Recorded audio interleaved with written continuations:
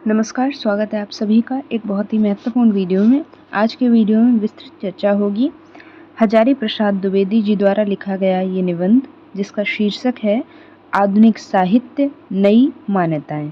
इस निबंध के सारांश पर सबसे पहले बात होगी, जो सार तत्व छिपा हुआ है, ताकि आपको एक मोटा मोटा आइडिया लग जाए कि आखिर इस निबंध में किन किन तथ्यों पर बात की गई है।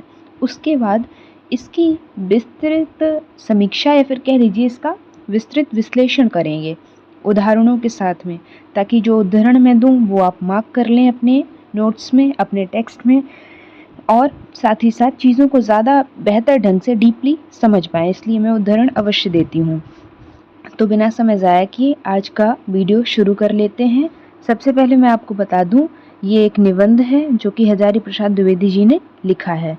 और बात करूं कि ये निबंध कहाँ से संकलित है, तो ये जो निबंध है हजारी प्रसाद द्विवेदी रचनावली से संकलित है। ये मैं आपको इसलिए बता देती हूँ ताकि आपको एक आइडिया रहे, और अगर आपसे इस निबंध से कोई भी पैराग्राफ दे दिया जाए और आपसे इसकी सप्रसंग व्याख्या लिखने के लिए कहा जाए, तो जाहिर सी बात है उसमें सबसे पहले आपको संदर्भ बताना होगा कि ये कहाँ से संकलित है। इसलिए मैं आपको ये ज़रूर बता देती हूँ कि ये निबंध कहाँ से संकलित है। तो फिर से मैं बता दे रही हूँ, ये निबंध जो है आधुनिक साहित्य नई मान्यताएं, हजारी प्रसाद द्विवेदी जी की एक रचनावली है जिसमें उनकी और भी रचनाएं संकलित हैं, जिसका शीर्षक है हजारी प्रसाद द्विवेदी रचनावली। उस पुस्तक से ये निबंध संकलित है। अब आगे बढ़ते हैं, इसके सारांश पर बात कर लेते हैं। तो हजारी प्रसाद द्विवेदी द्वारा रचित यह निबंध आधुनिक साहित्य में उत्पन्न हुई नई मान्यताओं का गहन विश्लेषण प्रस्तुत करता है। लेखक हजारी प्रसाद द्विवेदी जी स्पष्ट करते हैं कि साहित्य की नई मान्यताएं केवल शाब्दिक या कलात्मक परिवर्तन नहीं है, बल्कि वे जीवन की नई चेतना, वैज्ञानिक दृष्टिकोण और सामाजिक विचारों से प्रत्यक्ष रूप से जुड़ी हुई हैं। वे बताते हैं, कौन? हजारी प्रसाद द्विवेदी जी बताते हैं इस निबंध के अंतर्गत कि आधुनिक भारतीय साहित्य का जो स्वरूप है वो यूरोपीय प्रभाव के कारण विकसित हुआ है। जाहिर सी बात है, हमारा जो भारत है उस पे पाश्चात्य प्रभाव काफ़ी रहा है और आज भी निरंतर पाश्चात्य प्रभाव से प्रभावित दिखाई देते हैं भारतीय लोग, विशेषकर उस समय जब पश्चिमी विज्ञान और दर्शन ने मानव चेतना को नया आधार प्रदान किया। निबंध में यह स्थापित किया गया है द्विवेदी जी के द्वारा कि आधुनिकता की जड़ें विकासवाद, तर्क, ये पॉइंट्स आप नोट करिए, विकासवाद, तर्क और अनुभववाद और मानव केंद्रित चिंतन में निहित है। इस दृष्टिकोण के अनुसार मानव ही सत्य का केंद्र है और उसका अनुभव ही बौद्धिक, नैतिक और सौंदर्यबोध का आधार है। यही विचारधारा नव मानवतावाद के रूप में उभरती है, जिस पर इस निबंध में चर्चा की गई है, जो मनुष्य की गरिमा, स्वतंत्रता और उसकी समकालीन समस्याओं पर ध्यान केंद्रित करती है। आगे द्विवेदी जी यह भी बताते हैं कि भारतीय साहित्यिक परंपरा में भी विभिन्न युगों में मानवीय दृष्टिकोण की प्रतिष्ठा रही है, यद्यपि वह अलग अलग रूपों में प्रकट हुई है। वैदिक युग से लेकर भक्ति काल तक साहित्य में देवता और धर्म की अभिव्यक्ति के माध्यम से मानवीय भावनाओं, चिंताओं और मूल्यों को निरंतर व्यक्त किया जाता रहा है। निबंधकार हजारी प्रसाद द्विवेदी जी नव मानवतावाद की उपयोगिता के साथ साथ, यानी नव मानवतावाद की क्या उपयोगिता है इस पर तो बात करते ही हैं, इसके साथ साथ उसके अंतर विरोधों पर भी चर्चा करते हैं। वे मानते हैं कि यद्यपि यह विचार व्यक्ति मानव की स्वतंत्रता पर आधारित है। कौन सा विचार? मानवतावाद, नव मानवतावाद का जो विचार है वो व्यक्ति मानव की स्वतंत्रता पर आधारित है, लेकिन व्यवहार में यह विचार धीरे धीरे केवल कुछ वर्गों या राष्ट्रों तक ही सीमित रह गया और इसी के परिणाम स्वरूप क्या हुआ? सामाजिक विषमता, उपनिवेशवाद, युद्ध और शोषण जैसी प्रवृत्तियां जन्म लेने लगी। कैसे? जो सामाजिक विषमता दिखाई देने लगी और उपनिवेशवाद का प्रभाव दिखाई देने लगा, तो ऐसी स्थितियां इसलिए ही पनपी, है ना। इससे यह स्पष्ट हो जाता है कि केवल व्यक्ति की मुक्ति पर्याप्त नहीं है, बल्कि सामाजिक मानव की सामूहिक मुक्ति ही आधुनिक चेतना का मूल उद्देश्य होनी चाहिए। यहाँ पर शीर्षक क्या है इसका? शीर्षक आपको मैंने बता ही दिया है, आधुनिक आधुनिक साहित्य नई मान्यताएं।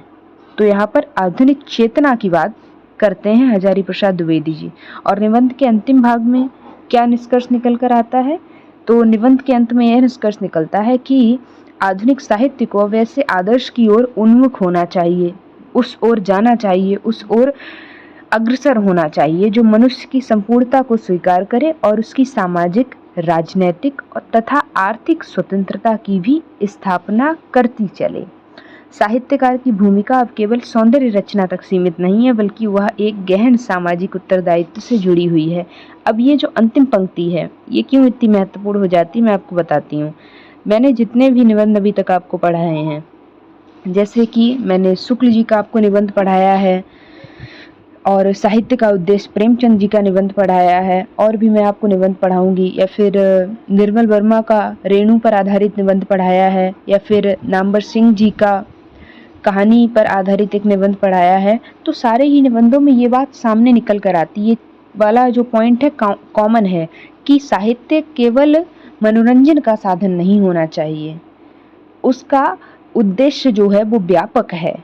तो उस उद्देश्य को साहित्यकार को, कहानीकार को, रचनाकार को सदैव याद रखना चाहिए। तो ये वाला जो तथ्य है ये कॉमन हो जाता है, मुझे एकदम से दिमाग में क्लिक किया तो मैंने सोचा आपको बता दूं। तो ऐसे आप भी रिलेट करके अगर पढ़ेंगे चीज़ों को तो ज़्यादा बेहतर ढंग से आप चीज़ें याद कर पाएंगे और कंठस्थ कर पाएंगे। अब आई होप आपको इस निबंध में निहित मूलभूत तथ्य समझ आ गए होंगे। अब इसके विस्तृत सारांश की ओर बढ़ते हैं, या फिर विस्तृत समीक्षा की ओर बढ़ते हैं, विस्तृत विश्लेषण की ओर बढ़ते हैं, और उदाहरणों के माध्यम से वहाँ पर इस निबंध को और गहराई से समझने की कोशिश करते हैं।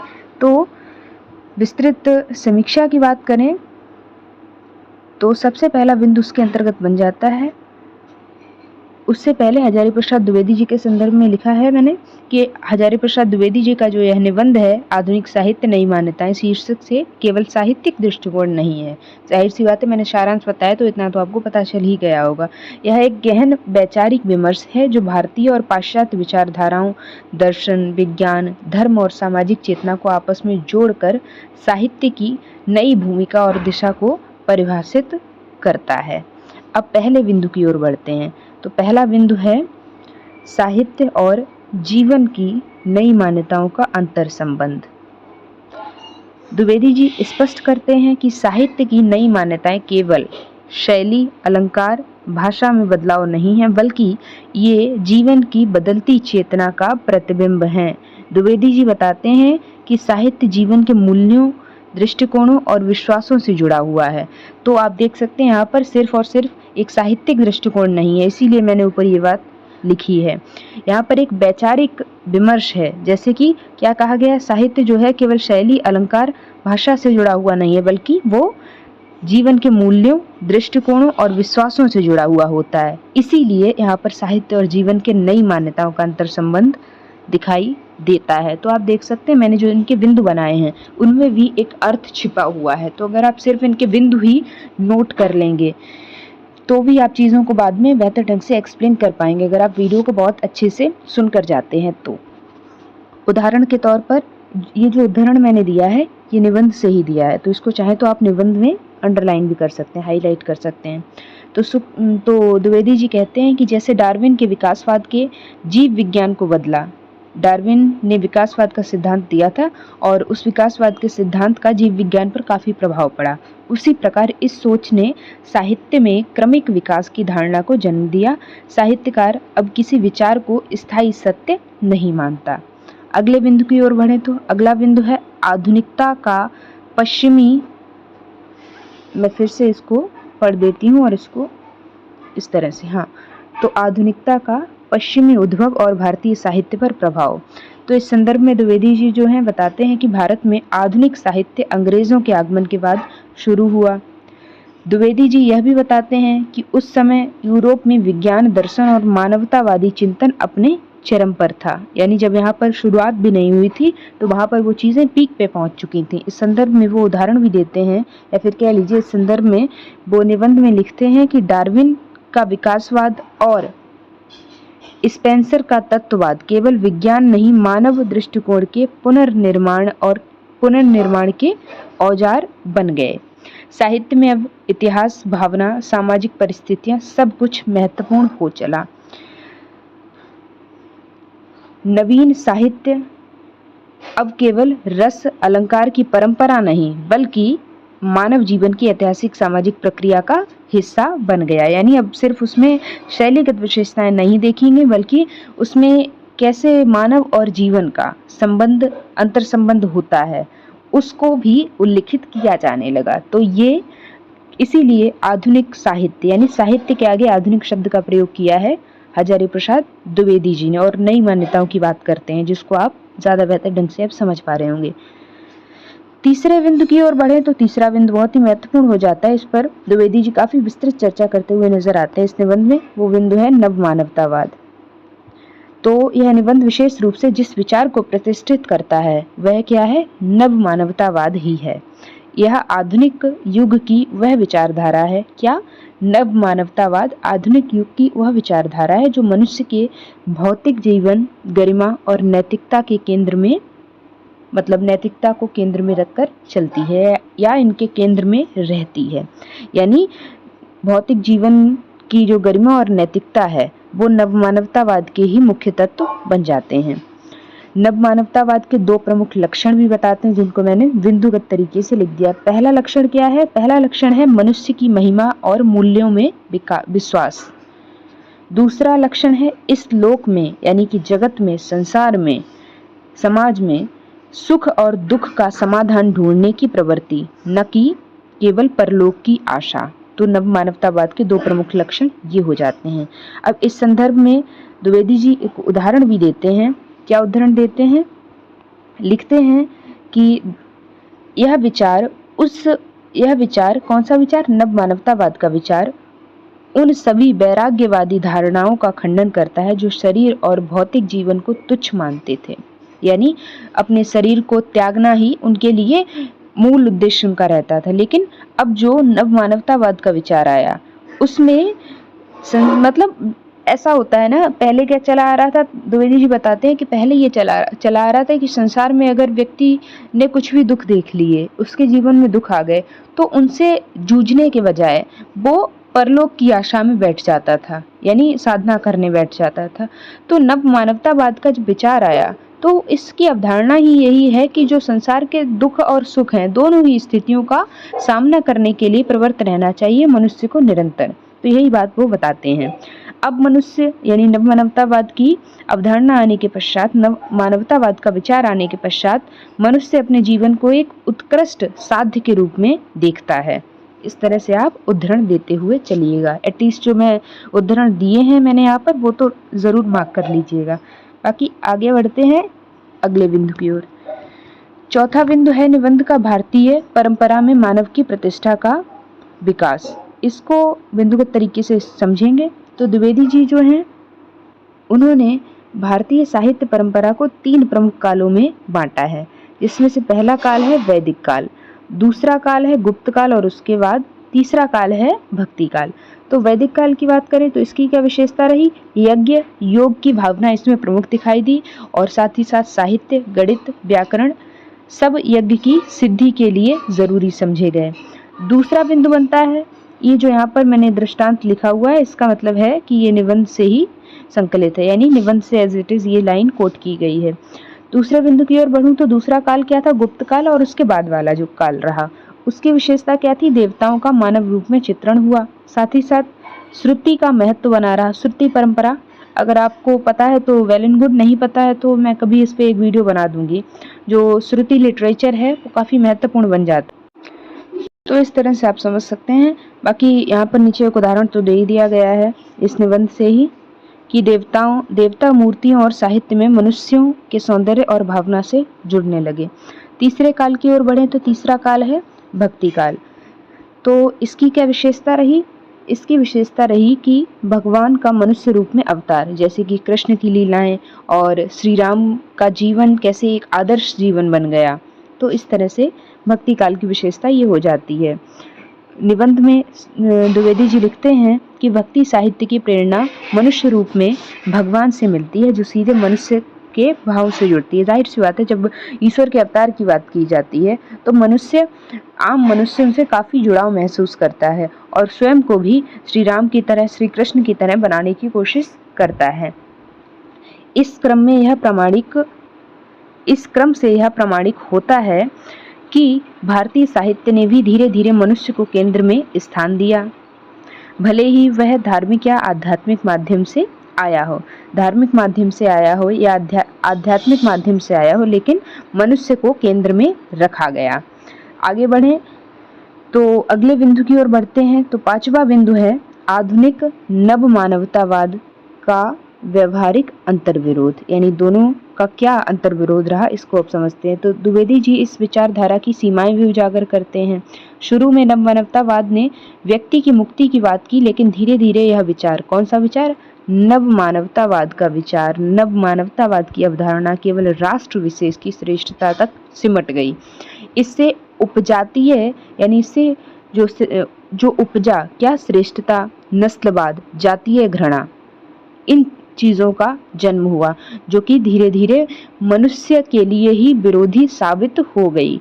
नीचे मैंने एक उदाहरण दिया है। द्विवेदी जी लिखते हैं निबंध में कि द्वितीय विश्व युद्ध, सेकेंड वर्ल्ड वॉर जो था, और नाजीवाद इसी विकृत मानवतावाद के परिणाम हैं। यानी नव मानवतावाद के कुछ दुष्प्रभाव भी रहे थे, दुष्परिणाम भी रहे थे। अब दुष्परिणाम इसलिए रहते हैं जब कोई चीज़ का मतलब किसी चीज में अतिवाद आ जाता है, तभी वहां से दुष्परिणामों का जन्म होना शुरू हो जाता है। तो इस तरह से इसके भी कुछ दुष्परिणाम रहे, जैसे कि श्रेष्ठता, कि मैं ही श्रेष्ठ हूँ, अहम ब्रह्मास्मि, ऐसा करके आप समझ सकते हैं, और नस्लवाद, जातीय घृणा, ऐसे तथ्य या फिर ऐसी भावनाएं पनपने लगी। अगले बिंदु की ओर बढ़े तो 6वां बिंदु है आधुनिक साहित्य का नया पथ, समष्टि मानव की मुक्ति।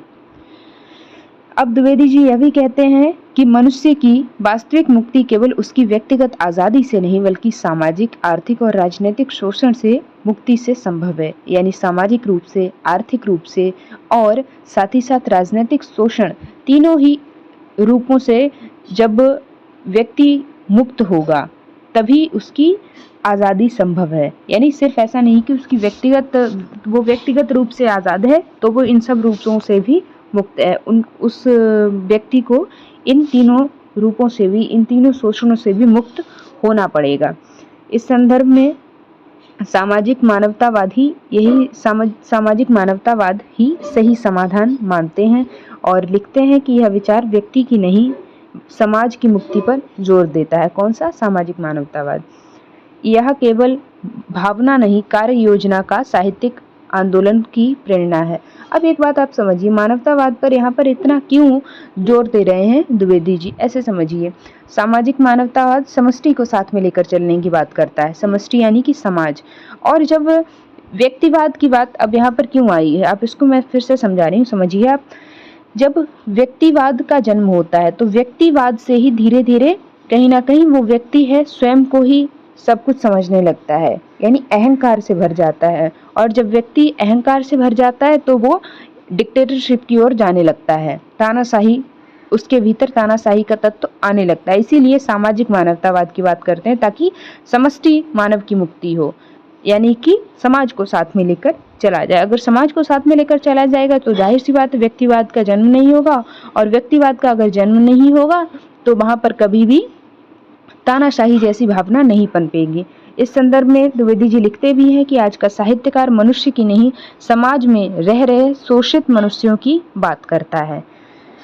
आगे बढ़े तो अगला बिंदु है साहित्य की भूमिका, नई रचनात्मकता और आदर्श। द्विवेदी जी निबंध के अंत में कहते हैं कि जब साहित्यकार बड़े आदर्शों से जुड़ता है तो वह नई शैली, नया काव्य रूप और नई सोच लेकर आता है। वे लिखते हैं कि जैसे राष्ट्रवाद के समय हिंदी कविता में वीर रस का उभार हुआ था, यानी कि वीर रस प्रयोग में आया था, वैसे ही आज सामाजिक मुक्ति की चेतना नए साहित्य को जन्म दे रही है। और आज ये बात निरंतर आप देख रहे होंगे कि साहित्य में जो बदलाव दिखाई दे रहे हैं वो कहीं ना कहीं समाज से ही आ रहे हैं।